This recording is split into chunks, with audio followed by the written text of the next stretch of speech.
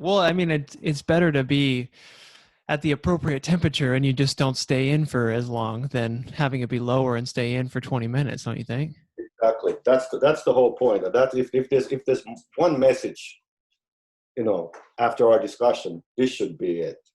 It's not. You don't clock 20 minutes and adjust the temperature accordingly. Hmm. Or you go there. If you're not comfortable, you go inside to the hot room for 2 minutes. Yeah.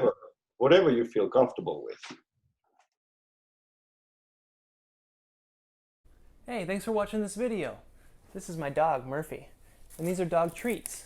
Now I'll give Murphy one of these dog treats, and all you have to do is press the like button.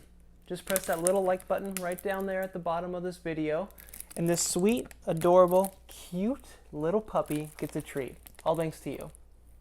Alright, you did it? Okay, I believe you if you said you did it. There you go, Murph. She got that treat because of you. Now, I'll eat one of these treats. And all you have to do is click that subscribe button right there, pointing to it. Just click that subscribe button, subscribe to Curiosityness with me, Travis DeRose. Get lots of good video, and I'll eat this treat. All right, you did that too?